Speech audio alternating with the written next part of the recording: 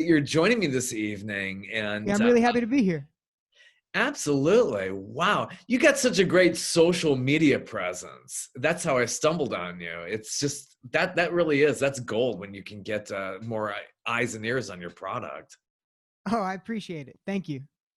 Absolutely. So here you are. Are you in New Jersey? I am, yeah. hmm Okay, we're up in New Jersey. we're in Bergen County. It's kind of close to New York. Or pretty close to New York. We still might be 3 hours away, depending on traffic, but we're pretty close.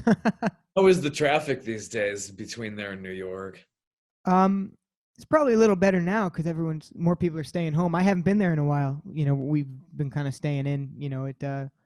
Everything hasn't been great around this area because we're so populated. So especially in the beginning, we were having a lot of trouble with the virus and everything. But I guess it depends on the time of day. If you're going during rush hour, it's a little more rough than, you know, 10 on a Tuesday or whatever. I would imagine, yeah. So, growing up in New Jersey, this is awesome. So, obviously, one of your biggest influences has to be Bruce Springsteen. For sure, yeah. It's funny. Well, the way I got into music was through Tom Petty. When I was 3, he played the Super Bowl halftime show with the Heartbreakers, and so I was just mesmerized by that. My parents let me stay up for half the game or whatever. So when I played guitar, I started playing. The first 20 songs I learned were Petty or whatever, and then I learned some Beatles or whatever. And playing out in New Jersey, it was just like everyone was like, "Well, can I have Springsteen? Oh, you're from Jersey. Can I hear some Springsteen?" And so reluctantly, finally, one day I learned some Springsteen, and I've been a big fan ever since. So I'm glad that it's like a law in New Jersey um, to learn some Springsteen. But it's actually kind of funny. I learned one song. I learned "No Surrender," and I put it on Facebook, and I was really surprised by the amazing response for it. And so anyway, this guy contacted me and said, "Oh, I want to fly you out to England and have you play this kind of Bruce Springsteen weekend." And so after we realized that wasn't actually a scam, which we assumed it was because I was like 12 or 13 at the time, I decided to go. And he goes, "Okay, so then you'll play two-hour sets of Springsteen music." And I knew one song, so I was like, "Oh shoot!" So I really got to learning, and so I really dove headfirst into the deep end there, and I kind of learned how to swim, But I'm really happy I did because I found so much great music. Yeah, yeah, it is. You hear New Jersey music, it equals Springsteen. So it's kind of like you're in that box. Uh, Exactly. yeah, but Tom Petty, and you stumbled on him, and what a great volume of material there is to stumble on. That must have been a lot of fun learning a lot of his songs. Yeah, yeah, for sure. Especially because he and Mike Campbell, who's his lead guitarist, and one thing that I find so impressive with them is that they're able to say so much with so little.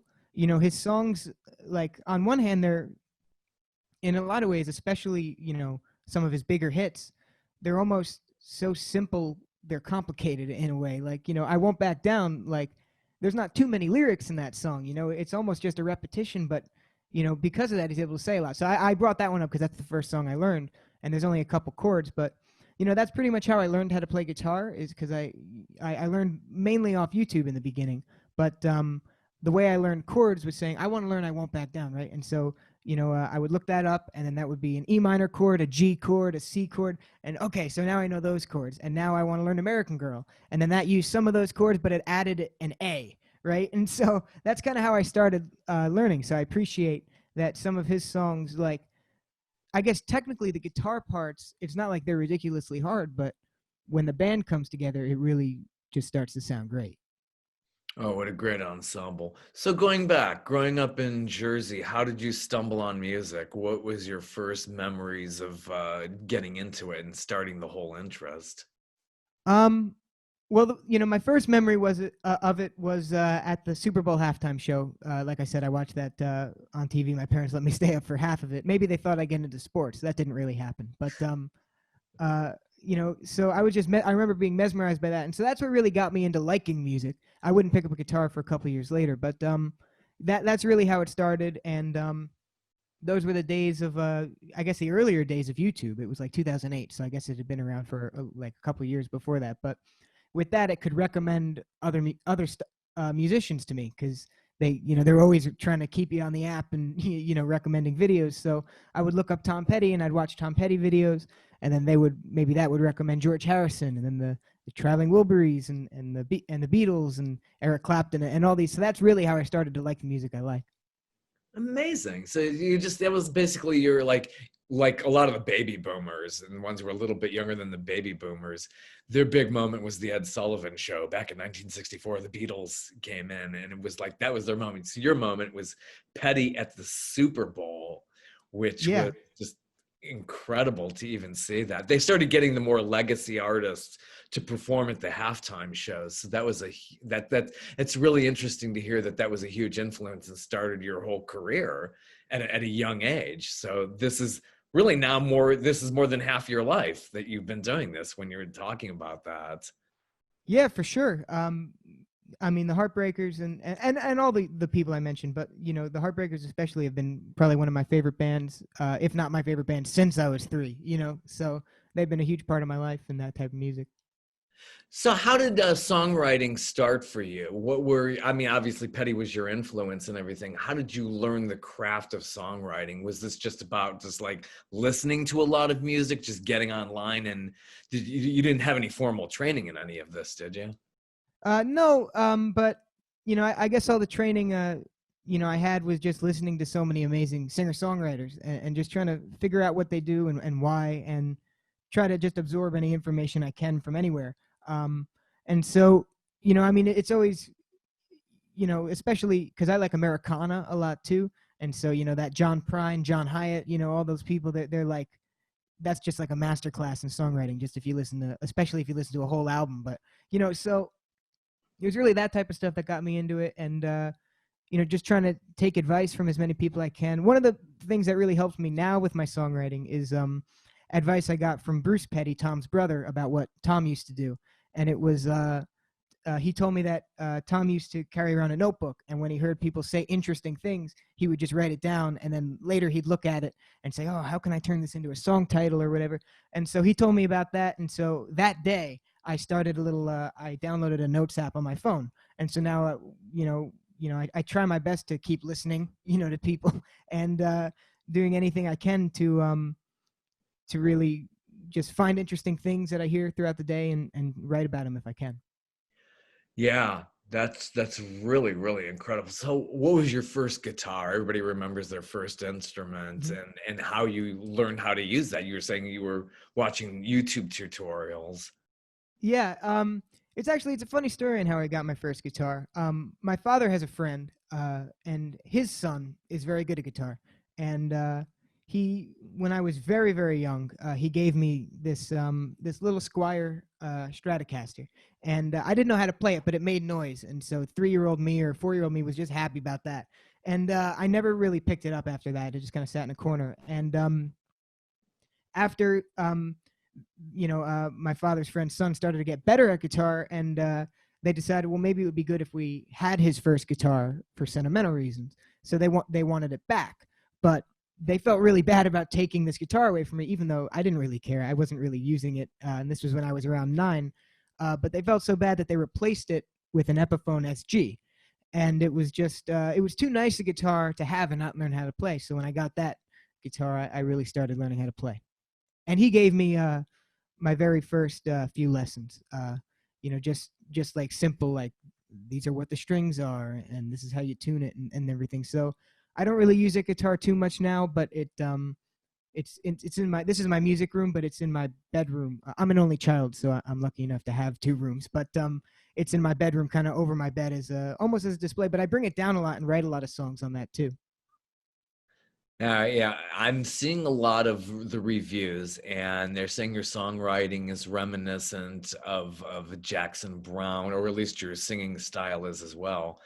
And the quote is, "You're always wise beyond your years." And I really do I hear that quality in the latest release. You want to talk about that? It's called "Down the Line," and it's just a really spectacular album. It just really it really does remind me of that early Jackson Brown era, and something that harkens back to the early 70s. How did that impact you? Did you stumble on a lot of early 70s material that inspired you with this latest release? Yeah, it's interesting because I feel like for a while people have kind of been making some Jackson Brown comparisons to my writing and to my voice. But I was never in my younger years, of writing, too familiar with his work. I knew Running on Empty and Doctor My Eyes, and I kind of knew Somebody's Baby, so I didn't really know too much, and I wasn't, I guess, too interested or whatever. But one day I was talking to Dana Petty, Tom's wife, and she asked if I would learn Barricades of Heaven, which is a song he released on an album called Looking East, I think. Yeah, Looking East. And that just made me really fall in love with his music because it's kind of an obscure track. That's not necessarily one he pulls out every concert or whatever. But that really got me to really look at his writing and start listening to him. And so I learned that, and then I started learning a bunch more. And, he's been a really huge influence on this record, mainly because I did the record all at home, and all the instruments, were played by me. So, there's no drums on it. Every once in a while there's like a shaker somewhere, but there's just very, very minor percussion, if at all. And so I thought, he's released acoustic albums before, and so I used him almost as like a basis for what that sound, how it could work. And so he was a big influence on that. Same as John Hyatt too, because he plays solo a lot. But even though I write the songs all solo, I'm not writing them with a band. I don't have a band or anything. A lot of times, sometimes I'll picture stuff behind me, like drums or whatever, like, oh, that's how this would sound. And so putting it in and hearing the acoustic track with the bass track and the guitar track, but no drums, sometimes the song sounded empty and I didn't like them as much. So I really started to have to kind of take it back and strip away stuff and just really just find the song. And so I kind of looked at how Jackson and artists like that do it. So you have been COVID producing ready even before this started. It seems like you don't have to deal with a band, so you were able to produce this all on your own. How were you able to learn the technicalities of recording an album? Was that something that came naturally to you as well? I suppose I kind of did it. It's interesting. I didn't use any computers for this record. It was all through a soundboard. I got it. I invested in a new soundboard to do this project, and it's a soundboard that can it can overdub and record, and you can produce and master the songs right on that. And so I guess for me it was a pretty easy process. The biggest task was arranging the songs and figuring out. It's funny because when I started this, I really was not a bass player. I could just barely. I could do the root notes. That's about it. But as I started to write bass parts and look at it, I was like, oh, I really should start practicing. So I took a couple weeks and I really just focused on that. And so after all the songs were arranged and everything, once I got them in and a track I was comfortable with into the board, I was able to do that and then drag it into the computer and put it in Drive or whatever. But so yeah, I didn't use any computers other than literally just to give the songs a folder, but so I guess I did it in a pretty simple way, I guess almost analog. But yeah, I mean, it was definitely interesting to try this. I had never really done it. I had never really done overdubbing and adding new tracks to this extent. And all from your house in New Jersey, or your family's house in New Yeah, Jersey. yeah, all in this room pretty much. Other than the vocals, I brought the vocals upstairs in my bedroom, and I sang in my closet. That way, the sound could get absorbed a little better. When I do overdub tracks, yeah, the closet has the best acoustics if you really want to Exactly. track. I tried putting blankets in this room. I put like a comforter over these guitars, and because I noticed, I mean, you can't really hear it because I'm going right into the mic, but if I start to yell, you hear a little bit of a guitar vibrating over there, all these guitars, and so especially the ones that are hanging on the wall, they kind of make the whole room, so especially the acoustics. So you can kind of hear that in the background of the vocal track. So I said, oh no. So I went upstairs and did it up there.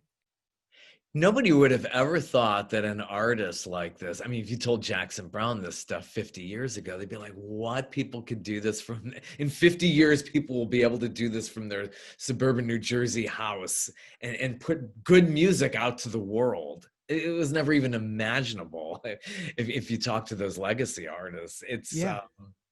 wow. I'm really amazed. This is just a great release, and it's a collection of just really special songs.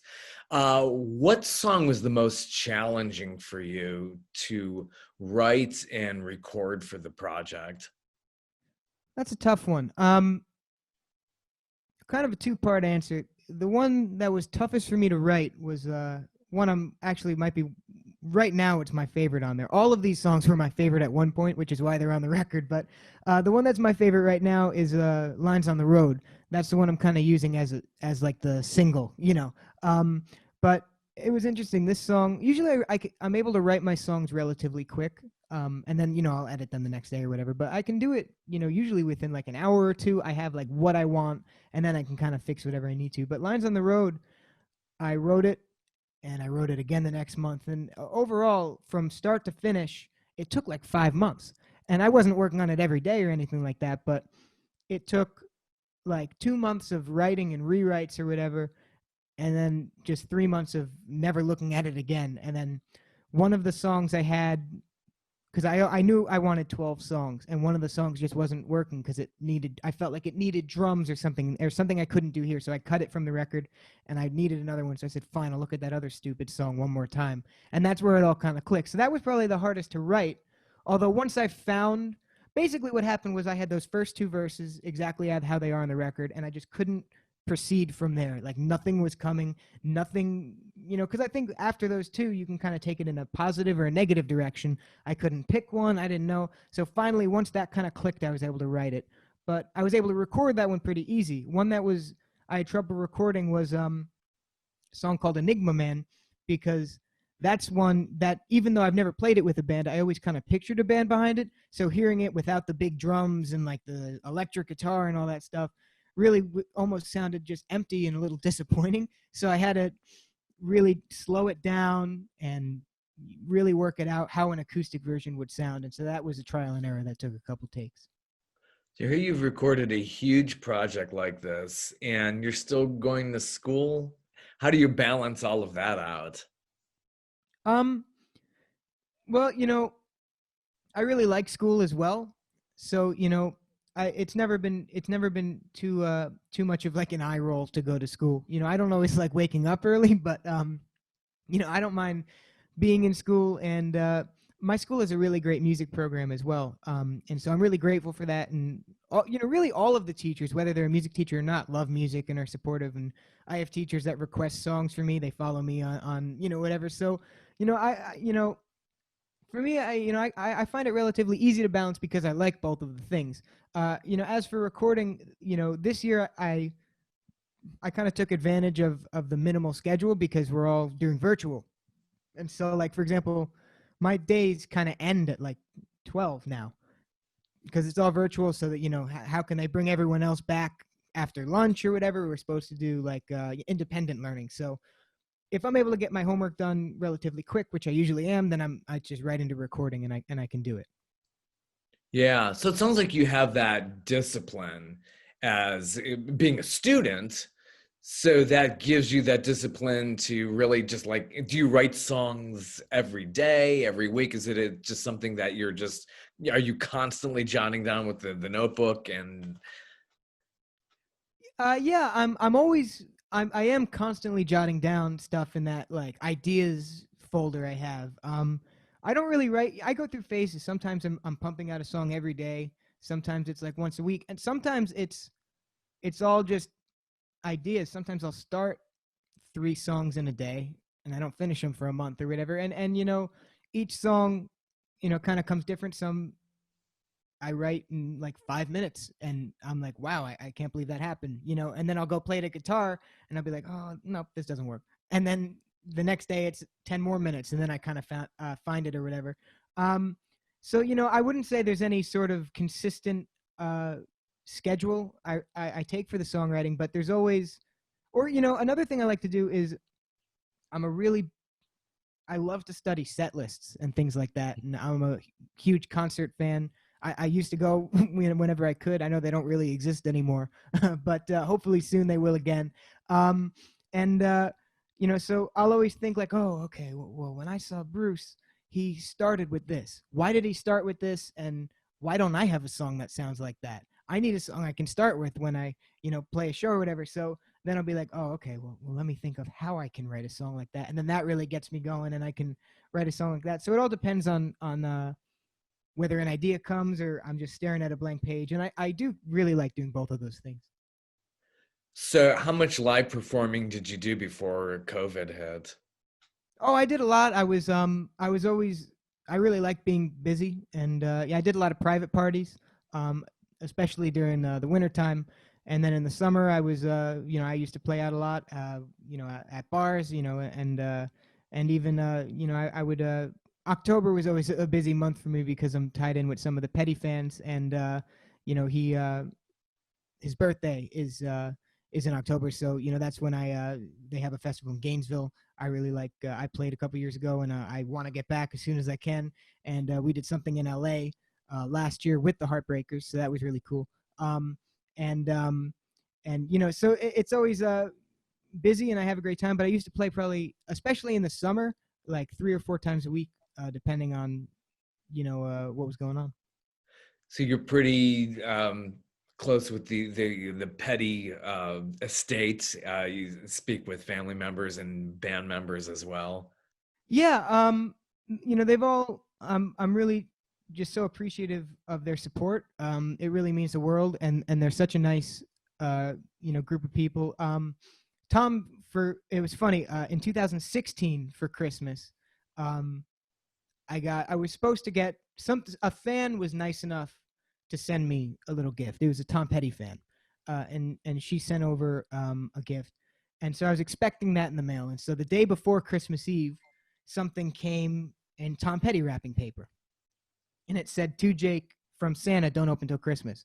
And so, of course, you know, being a 13-year-old or whatever, I opened it immediately. But although I would do that now too. So but it wasn't from the fan. It was from Tom, and it was two front row tickets to his show, which ended up being his last tour. And here I can grab it real quick. Oh yeah. So this is his album Mojo, a signed copy of that, Oh wow. and it was just really nice letter from his management, and it just meant the world. And that was a great show, and I got to go back and meet the Heartbreakers. I didn't get to meet Tom because he wasn't feeling well. You know, he was sick that tour. But I, you know, Mike Campbell I talked to for a long time, his lead guitarist, because I do a lot of work for his charity Rock the Dogs, which is kind of another way. You know, he kind of knew about me. And behind me is a shirt. Actually, it says "Thank you, Jake" on it, and that was a shirt he gave me, and it's signed by all the Heartbreakers, and Tom signed it, I think, twice or three times, and that's for the work I do with Rock the Dogs, and so that really just meant the world. And they're all super nice. And then the next year after that, now this has been after Tom passed. We did a festival in Gainesville, his hometown, and for a bunch of Tom Petty fans, and that really meant the world. And that's where I got to meet Bruce Petty, Tom's brother. And he really, I met the whole Petty family down there, his daughters and his granddaughters and everything like that. But and they're all very nice. But Bruce and his wife Beth, they're just like some of the nicest people ever. Really, they're just. Actually, when he found out how much that Super Bowl show meant to me, he gave me his ticket from that Super Bowl, and so that's kind of behind me too, next to the shirt. But that really means the world, and I still talk to him a lot. I was talking to him the other day, and you know, he's just amazing and such a nice guy. And then the year after that is when I played with Steve Ferrone and Ron Blair from the Heartbreakers, and a bunch of other really cool musicians out there. Roy Orbison's two sons, Alex and Roy Jr., and Chris Stills, Stephen Stills' son, and so many other amazing. Jim Keltner, who's like basically everybody's drummer, you know, and yeah, it's just it really means the world. All of them are so supportive and nice, And of course, I've talked to Dana Petty, Tom's wife. She's the one that requested the Jackson Browne song, and just means the world. It's so hard to believe that Tom Petty has been gone this long. And I'm one of those people. I grew up, I remember very well. Damn the Torpedoes came out and Yeah. just everything from there on. It's really weird. I think I heard Howard Stern not too long ago saying, I just can't believe he's gone. It's so surreal in a way. Um, the type of fans that are, I mean, they're very dedicated, and especially while the reception for the new Wildflowers re-release was just phenomenal from what I saw. Did you get a hold of that and listen to that all the way through? I did, yeah. Wildflowers is one of my favorite albums of all time for sure. The original one, and I like the new releases too. Because I am a really big Americana fan, and so even though I like all of his catalog and Bruce Springsteen's catalog and everything, I really gravitate towards the Americana side of things. And so Wildflowers is really fits into that. And for Springsteen, like The Ghost of Tom Joad and even Western Stars that came out a couple last year, I guess.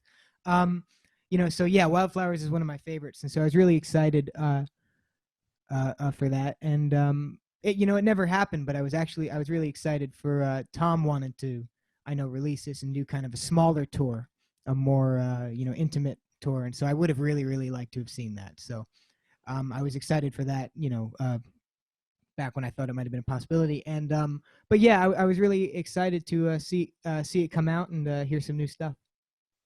Yeah. So dealing with the keyboard, when did you pick up doing the keyboard? How easy or hard was it to get on that and learn it from after being on guitar?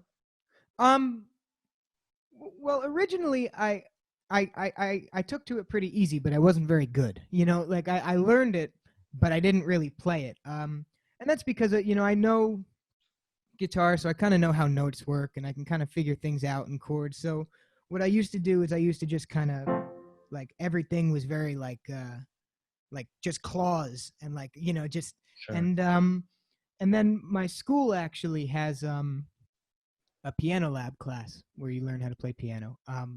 And so, what it is, you have a book and you learn like Mary Had a Little Lamb and Twinkle, Twinkle, Little Star and stuff like that. But I was able to like, just because of, my knowledge about guitar and stuff, I was able to kind of go through that pretty quick, which was lucky. And then once I finished the book, I still had more of the class to go. So then I can kind of just learn what I wanted to. So I learned how to play Summer Highland Falls by Billy Joel. And that really helped me kind of open up, because that's not like the right hand is not chords. It's like, it's all, in the, and there's no, and even this hand, it's not the same.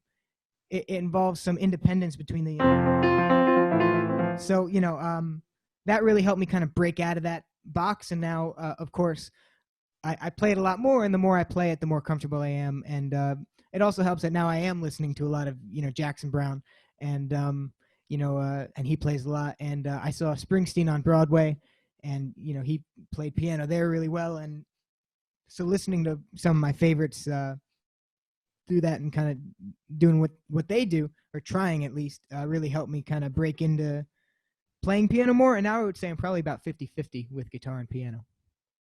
That's fantastic. Wow. And Bruce himself did very homemade Nebraska. So straight from that.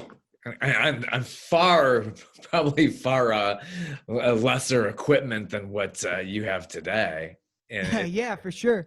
I mean, just demo tapes. I say demo tape just because it's a phrase, but like he really had demo tapes, But I love that. I mean, a lot of songs on that are great, but Atlantic City is just one that sticks out. It's funny because I love that album version, and I love that live version, and I love the version with like Tom Morello, and like there's a couple different versions out there floating around that I just really love. And I guess the main version with Tom Morello, I think of as Ghost of Tom Joad, but I think there's one with Atlantic City too. They did in London, I don't remember, but it doesn't matter. But a version, just his solo on that is pretty cool. And so yeah, the live version that's kind of slow, and the faster acoustic version, it's just such a great song. so with your songwriting, what kind are you basing it on? Your experiences, your observations, is a little of both, just being at the age that you're at? Yeah, I definitely think so. You know, I try to just learn and listen as much as I can to everything. I like history a lot too, and everything like that. So, you know, once I can kind of think of a theme, I can kind of put myself in a character, and I'm sure a lot of those characters are me, you know, have a lot of parts of me.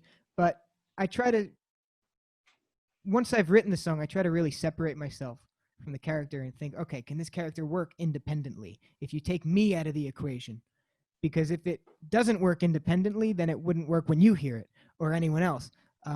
So I try to make sure that every character in the song, and I will say that every song is an independent character. I don't think any song, at least yet, is just about me. You know, but I do try to make sure that every character in the song, even if it's like in first person, works with everyone or at least as many people as it can. So, like, every song of yours is definitely one of your babies, if you experience that. So, out of your entire catalog, could you pick one or two that you say are one of your favorite babies, or basically they're all equal? Um, oh, that's a tough one. Each one, I like for different reasons or whatever. You know, Lines on the Road, like I said, is one of my favorites. That's my favorite right now. But I go through phases. One song I like is a song called "Trying Again," and one of the reasons I like that so much is because I wrote that when I was like 12. It was one of the earliest songs that I wrote that's on this album. But it's been through so many rewrites, and I thought it was the first looking back, I think the first version I wrote when I was 12 was actually pretty good. And then a couple years later, I revised it, and then I revised it again, and I didn't like those revisions as much. So when I was writing it again for the album, I did it, and I didn't like it, and I had every other song recorded, and I didn't like this song. So I quick wrote down in one night. I rewrote the song, and I think the problem I was facing was from that original version, everything had just been rewrites, like crossing out lines and putting new lines in, but keeping the song. And so when I didn't like what I had recorded, I just ripped it out, started a new page, and just wrote a new song. And then I kind of just combined what I liked from both of those into a new song. And so that really started that song that's on the record, and recorded it very soon after. So I like that song because I'm proud of being able to kind of bring it back from the dead almost, and so that's why I like that song, and I'm glad I stuck with it over the 4 years since I wrote that original version that probably isn't even recognizable anymore. So that's definitely something, and but yeah, Lines on the Road right now is my favorite just because of the song, as opposed to the story behind it, Although if we are going based on now, I'm really starting to I'm going to end up naming them all if I keep going. But the Tiki Bar is open, My Tiki Bar is Always Open is one of my favorites too because of the story behind that, and that's I'm a big John Hyatt fan, and he has an album called The Tiki Bar is Open, and so that's almost like almost a little wink at him, but that's just because I was the story behind that is kind of cool because I was in Asbury Park in January. I wrote that actually the day I saw Springsteen play at the Paramount, but I didn't know I was going to see him yet. That was a really last minute thing. We just knew he was going to be there. We heard his sound check actually on the boardwalk. And anyway, it was winter and it was really snowy on the boardwalk. And I'd never seen that before. And there was a little tiki bar next to the pool, or where the pool would be in the hotel. I was not in operation in January, but and I'd never really seen a tiki bar with snow on the roof. It's not something I had pictured. So I started writing this song, and then I was wondering what I should call it and how the chorus should go, and I thought of The Tiki Bar is Open. And so My Tiki Bar is Always Open is just kind of a wink at John Hyatt, but I like that song for the story too. Yeah, great tunes. Would you care to do either a snippet or a full song from your new release? Obviously, your gem on there is Lines on the Road. Uh, Sure. yeah, I mean, as much as you want, you can do the entire song, or just as much as you'd like. Sure, I'll do the whole thing if that's all right with you. Sounds fine. This is Lines. All right. Go for This is a fun one. I've never done this one on piano, so I'm looking forward to it.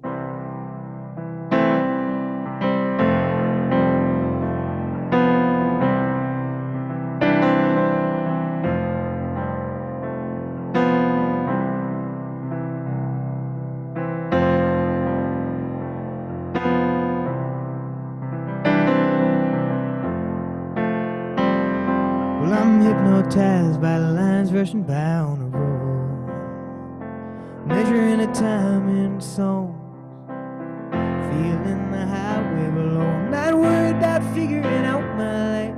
No one ever seems to make it out alive. No, I'm just seeing how long I can survive.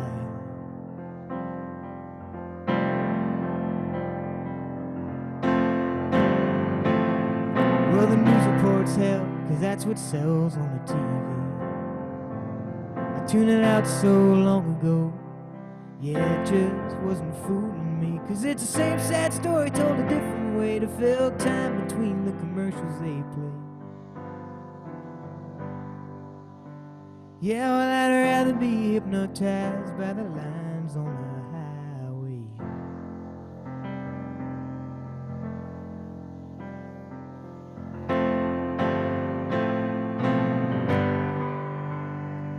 And I'm living on the road to get away from it all, hoping we're not too far gone, and keep my distance from the parts of the world that don't belong. When I'm hypnotized by the lines on the road and keeping time in song.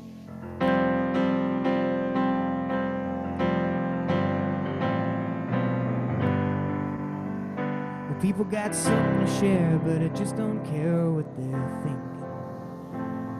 Their ideas are bad, or even worse, just depends on what they're drinking. They'll tell you how to live, but they don't have a clue, and they'll say they know it better than you.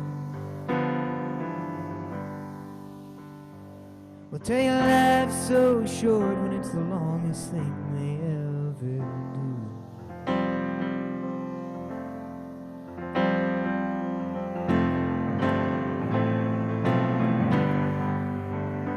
And I'm living on the road to get away from it all, hoping we're not too far gone, and keep my distance from the parts of the world that don't belong. When I'm hypnotized by the lines on the road and keeping time in song.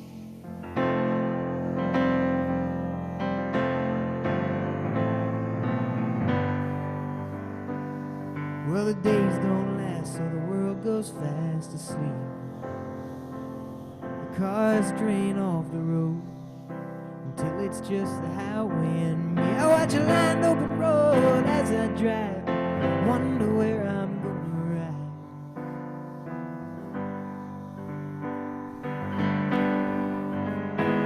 I'm not worried about figuring out my life. No one ever seems to make it out alive.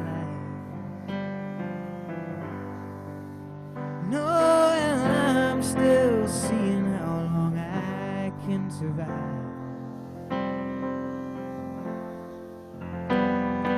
And I'm living on the road to get away from it all, hoping we're not too far gone, and keep my distance from the parts of the world that don't belong. When I'm hypnotized by the lines on the road and keeping time in song.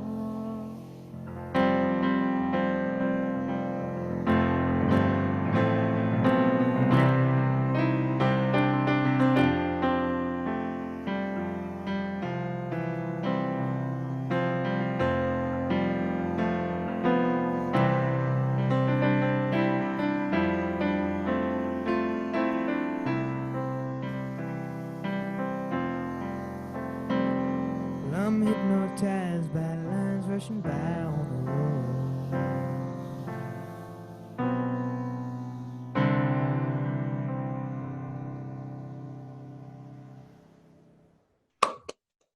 Amazing. Amazing. Thank you Yeah. so much. That's the first time I've done that one on piano, so I was glad to kind of do a different version. It is definitely your own, a real serious original off this wonderful release. And I encourage everybody to get this through your website. Yeah, Really jakethistle.com is where you can check it out. It really does. It conjures up so much of Jackson Brown for me. And I know people don't like to do the comparison thing and everything, but it just that goes back to my youth. I remember Lawyers in Love and all those wonderful songs. It just really does. And I think that's why a lot of people respond to you doing the petty work, because it's woven into the fabric of the country, and people really do relate to that. It's a very emotional thing. Yeah, I really appreciate it. Thank you.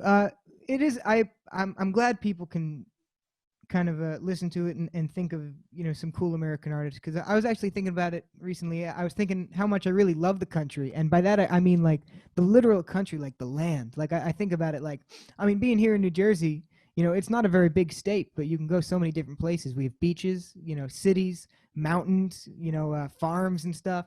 But even beyond there, like when I lucky enough to get to travel, to different places, whether it's just around the corner to New York City or down in Florida, which we drove down to Florida for that gig. So it was great to see, some of the Carolinas and Virginia and stuff like that. Or when we flew out to LA, and, from the plane, we saw the Vegas Strip, and, we got there, and, it was just really cool. And, to see, just the land of it all. And so, I that's why I think I'm so drawn to those, Americana artists that, and just the American artists, I guess, but that Americana style of music and things like that. Yeah, completely shows. And they seem to be fascinated with you all over the world. Wasn't there a German magazine that had just profiled you recently? Yeah, that's a cool magazine. It's The Wish, and I was on that a couple years ago too, for an interview, which was kind of released around the promotion for the gig I did in England for that Springsteen weekend. But this one was a really cool one, and I'm so grateful. They asked me, and I would, in that article, or in the magazine, I was in the presence of Patty and Nils and little Steven. And so some of the E Street Band, in a magazine that I'm in, is really an honor, of course. And so I'm so happy, I got to do something with them. Oh, Nils Lofgren. I've seen Springsteen about 4 times. I grew up in Cleveland, Ohio, where Springsteen was also thought of as God. So I saw the Born in the USA show back in '85. So that's over 35 years ago. And then saw Nils with them in '08. And his guitar work is just incredible. It's fascinating to see that live. I hope we can get back to the live shows. I hope we can get to see Bruce Springsteen again. Oh, for sure. Yeah. I've seen him, I guess technically 3 times now, because I saw him at the Paramount for a Light of Day show that he did there. I did a couple gigs. I'm kind of too far from Asbury Park to drive up and down a bunch of times. So I had a gig for Light of Day on a Saturday, and then Sunday I had another gig for Light of Day at the Pony. So we just stayed overnight, and we were eating dinner, and we heard Darkness on the Edge of Town on the radio, but it sounded like a live version or something like that. And then it stopped and it started again, and we realized he was just sound checking next door. and we could just hear it. So we said, okay, so we'll find some tickets. And so we went and we saw him, and it was great. So that's technically the 3rd time, and the 2nd time was at on Broadway. A fan of the page was actually nice enough to send me tickets to that, which just meant the world, and we went, and it was amazing. But the first time I saw him was at MetLife, and so seeing him, where the Giants play, and like, that's like in New Jersey, the Bruce experience, getting to see that. So I was really glad I did. But that's the only time I really saw him with the E Street Band, so I'm hoping to get to see him again. Let's hope. Let's hope. That new release is fantastic too.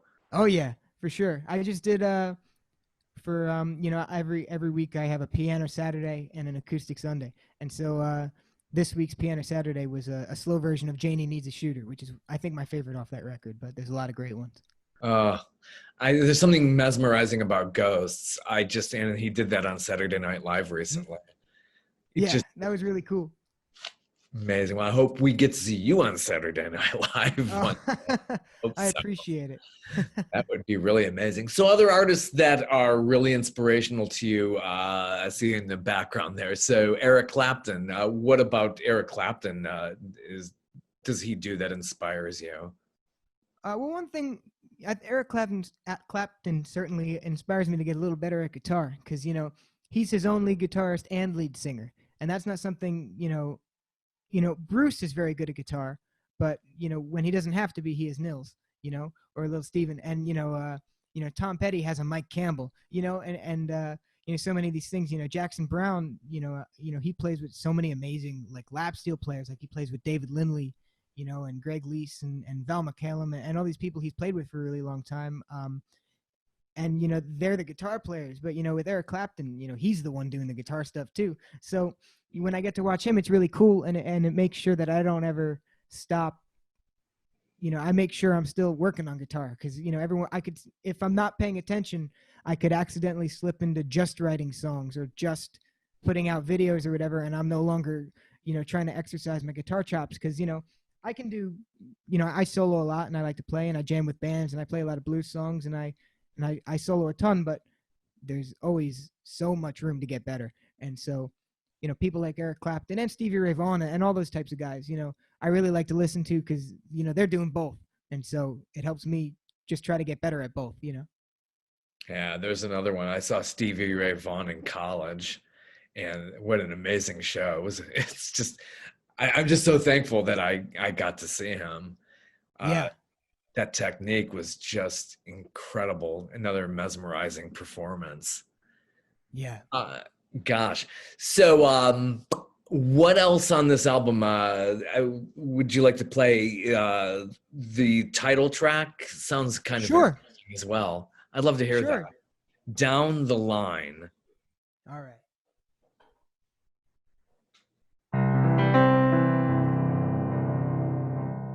This one's in the same key as the other one. All right. Here it is.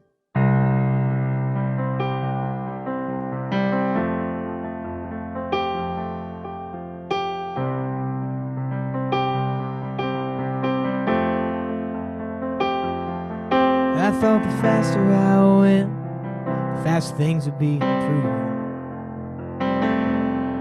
Yeah, but I wasn't moving forward. No, I was just moving. I'm glad my fire didn't burn out, but it sure was cool. I don't know who I was fooling.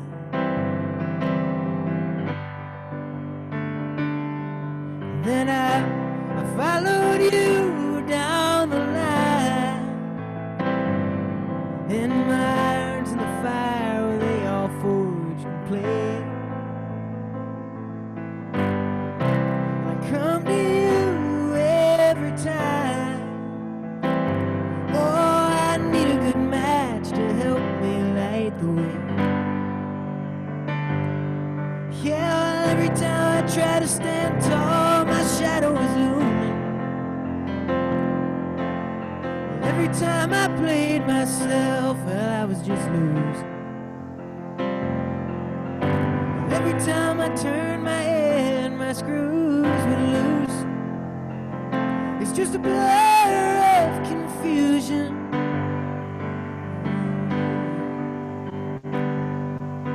Then I followed you down the line,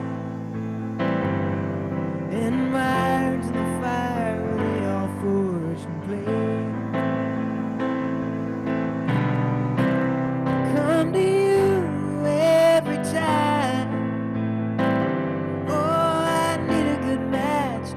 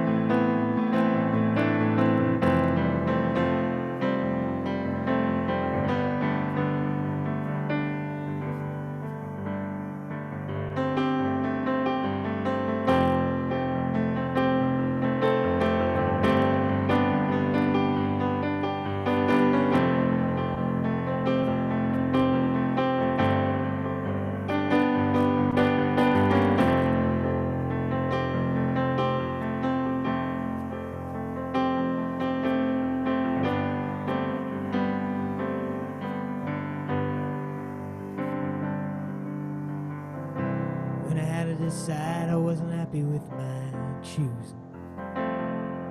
I'd be running down some dream without knowing what I was really pursuing.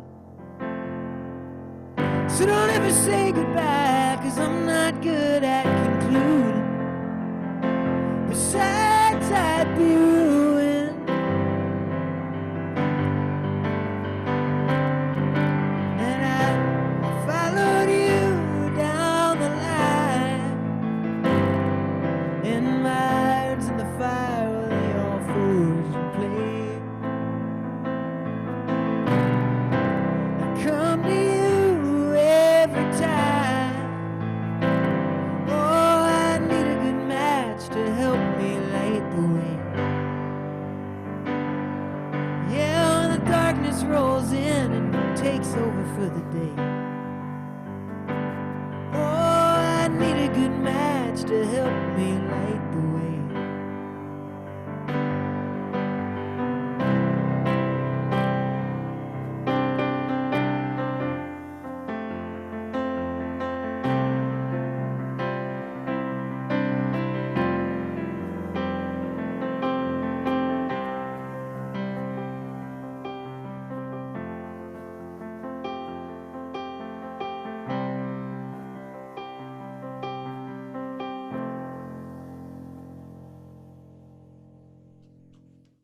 That's the title track from the latest release, Jake Thistle.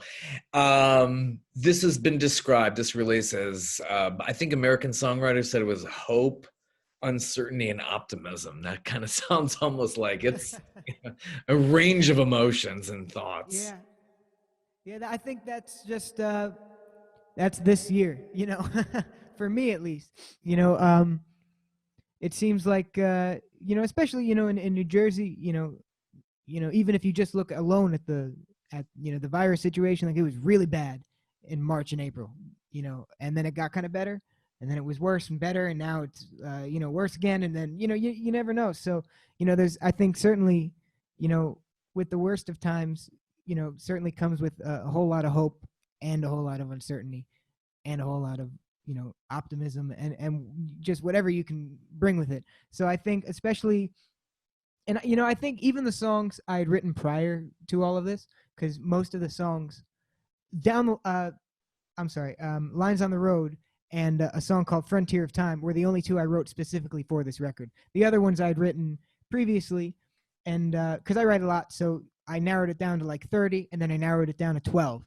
And then from that 12, I recorded them, and then I cut 2 because they weren't working with the rest of the songs. And so that's why I wrote those 2. But even the ones that were written before all of this happened, I think a lot of these times are still reflected in them in the way I recorded them or any rewrites I might have done. And I think they, for me at least, they represent, what's going on. So how does your family feel about all of this work that you're doing, and or how supportive have they been? Obviously, they've helped with getting all the equipment and everything, but is well, they help me. They help drive me to the gigs where I get the money to buy the equipment. So I make sure I buy all my stuff with my own money, just to make sure I don't want to start out with any loans, but anything like that. But so I guess they're indirectly responsible for the equipment because I don't have my driver's license yet. But I guess hopefully soon. But anyway, yeah, they've been very supportive, and I really appreciate it. And they're willing to hear me. Like I said, this whole album was a trial and error, so they're willing to hear me, sing a song down here twice and then sing it up there twice and try to see which room worked better and everything like that. So they did, I don't know, they told me they didn't mind. I don't know, but What do your parents do for a living and up there in New Jersey? My mom is a teacher, and my dad is he has his master's in English, and he's a communications manager. Very good. So we're an English, family. That's why I like to write so much. I'm not going to be writing any songs about pre-calc or anything like that. That's what I'm taking in school this year. But I've always consistently, my whole, my school has honor roll and high honor roll, and you get high honor roll when you get straight A's or above. like straight A's or straight A pluses. And then honor roll is when you can have like A minuses, A's, and then like 1B or whatever. And math is always the one that keeps me off high honor roll. It's always like, like 94s to 97s or something, and then like an 87, in math. So we're definitely not a math family, but we're an English oriented family. Yeah, it's again like a lot of artists, being creative. Obviously, that's more of a right brain centric thing. But it sounds like you're doing, despite all that, you can handle the math as well. Calculus. I Yeah. Most of us never got that far. I don't think most musicians. I can count to 4. That's all that matters for being a musician for the most part. So at least in the music I play. Like a lot of musicians of today, a lot of them don't read music. Do you read music? Do you get in any of that reading music? I can read a little bit of music. I never started out that way. I learned off YouTube rock songs, so not really, but I started a little bit I tried to learn when I was younger and I never really took to it, but then I figured that the only real way for me to learn is just to throw myself in the deep end, the same way I did with piano and bass and like all these things. So I figured it'd be the same thing. So I signed up for like I said, my town has a great music program and the district has a good music program. So we have a big musical. Um, and in middle school, I used to do the plays and stuff, and it was fun. But for the, it's such a big time commitment. I don't really do it now because I'm too busy with this music stuff. I can't really. But anyway, I signed up for the pit band and I played guitar. And usually they hire musicians for it, but I did it, and I'm glad they trusted me to do it. And I think I did everything right. But that's all notated music. So I figured that's the only way. He's going to give it to me a month in advance, and I have a month to read and figure this out. So I did it. And so I'm still not a great sight reader. I know a lot of musicians, you throw music in front of them and they could immediately play it. I could get by, but I'm not. And then I'm taking a class in school this year called it's Advanced Placement Music Theory. So it's like a college level course for music theory. And so that really threw me in the deep end as well. So I'm getting there.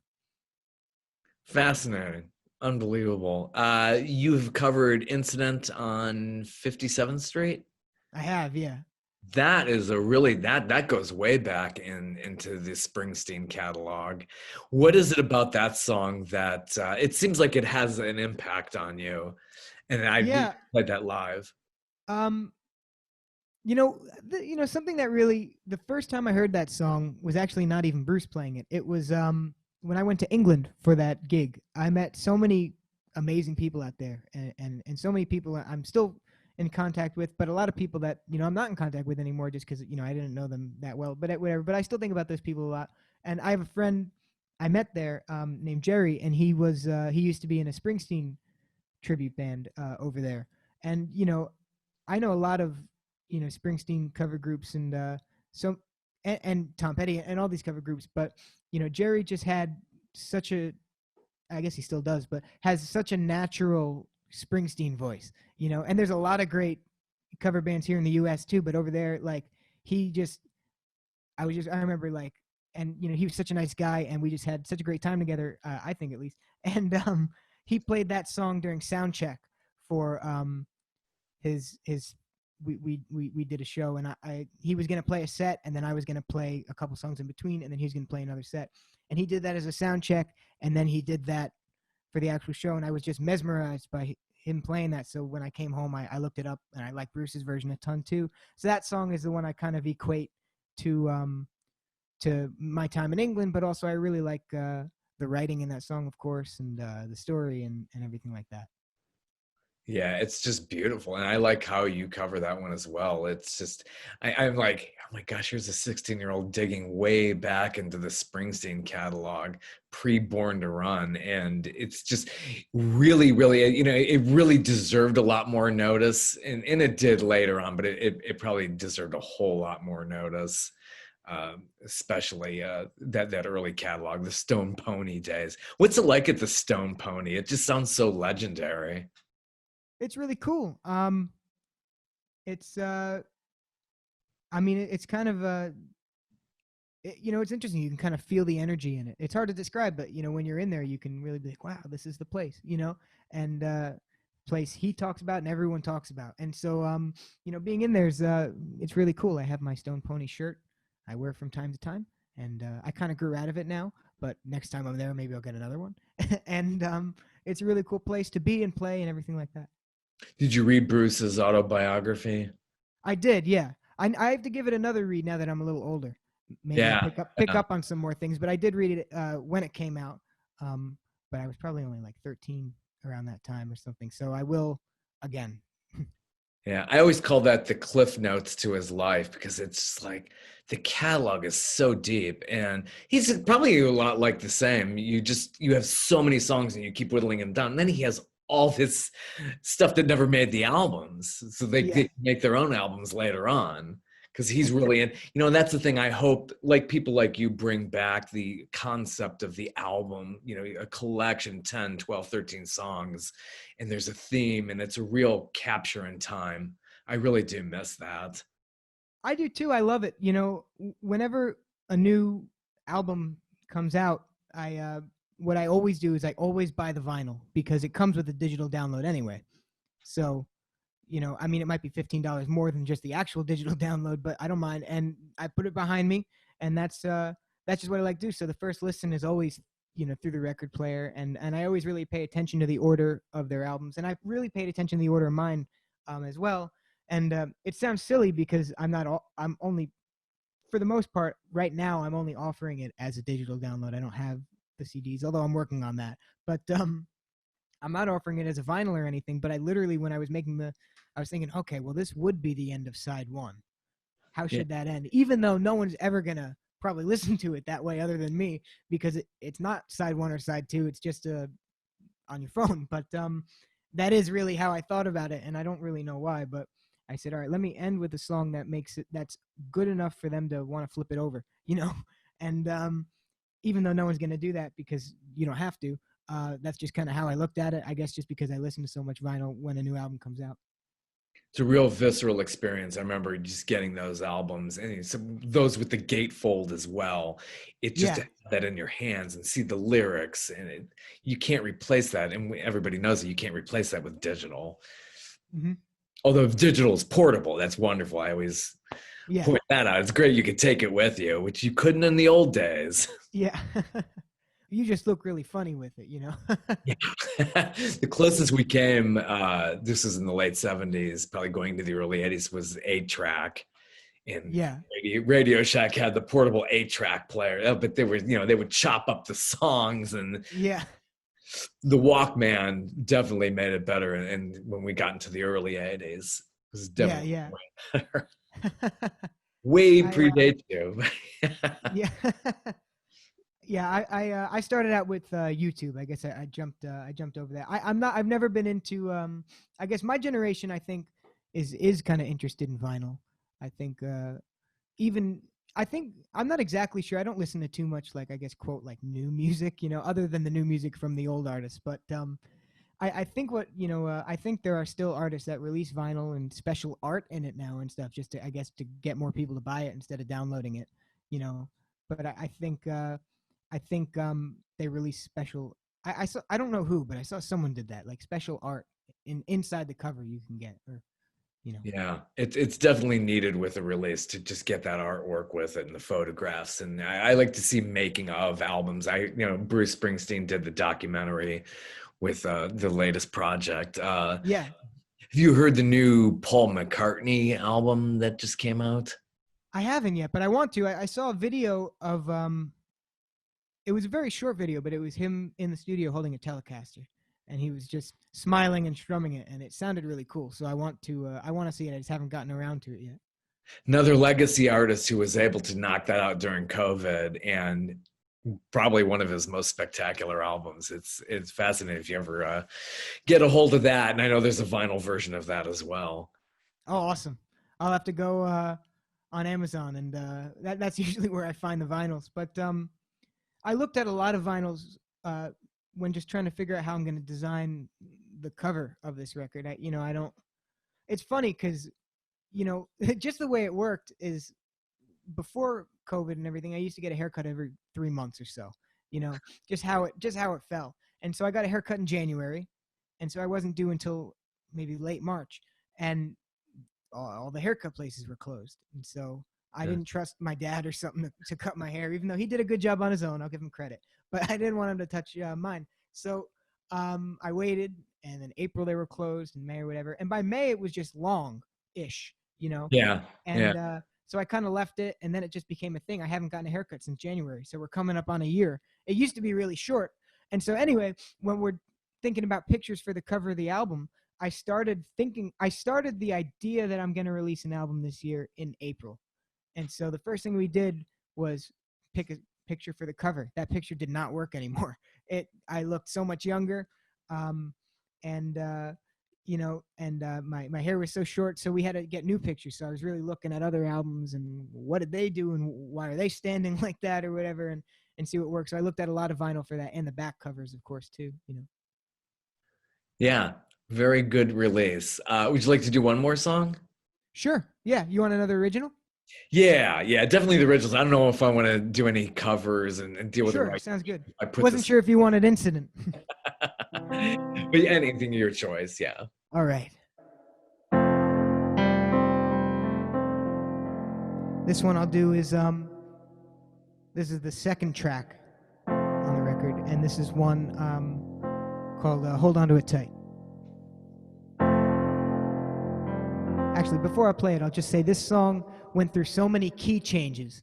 I wrote it in C, and because a lot of times what happens is I'll write a song at night or early in the morning or something, and so I'm kind of singing quiet. I don't want to wake anyone up. And so when I'm singing quiet, I sing really high, and then I always have to bring them down. So I wrote this in C, now I'm playing it in F. So it's a lot lower, but anyway, I just thought that was funny. But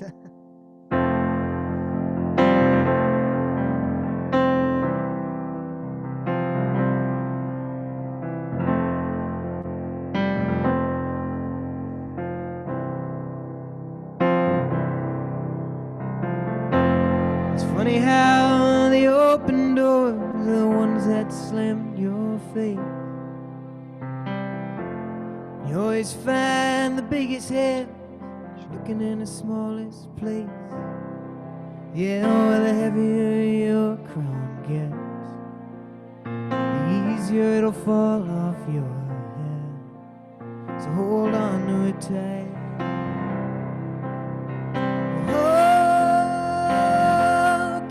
What you're wishing for, you need to know you can only get so much more.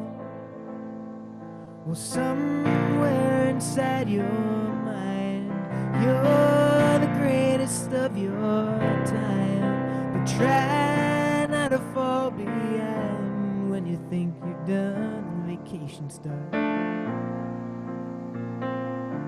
No one's done doing their part.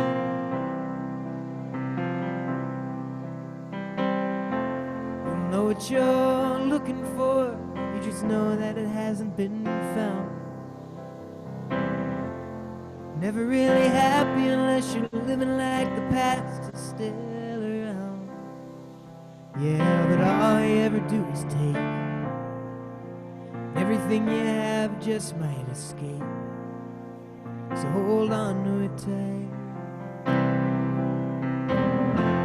Oh, careful what you're wishing for. You need to know you can only get so much more. Well, somewhere inside your mind, you're the greatest of your time. So try to fall behind. When you think you're done, the vacation starts. Well, no one's done doing their part.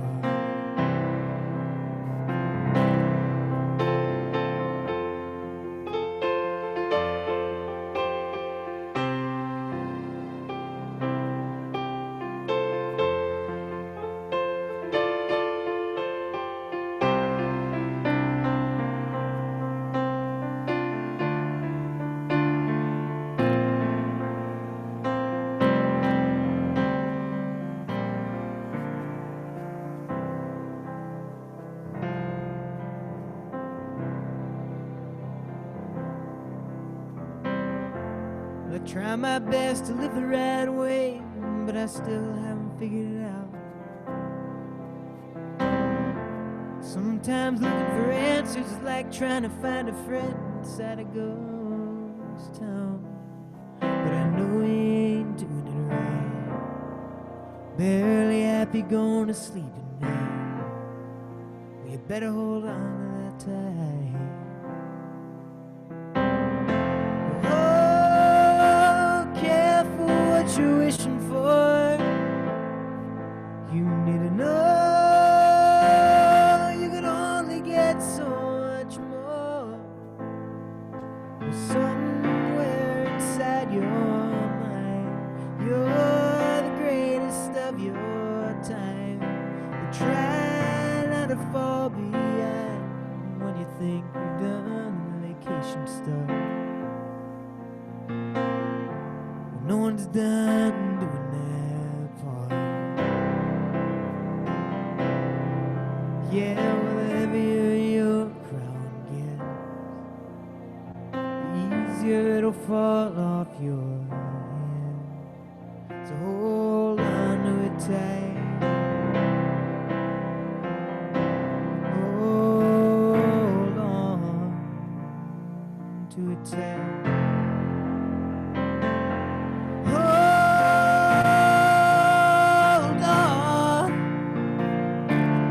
To it tight. Hold on to it tight.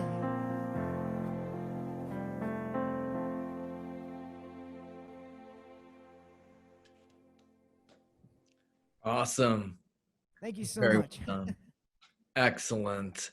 So what's the future for you? You have your sights set on full-time music, going to college for a bit?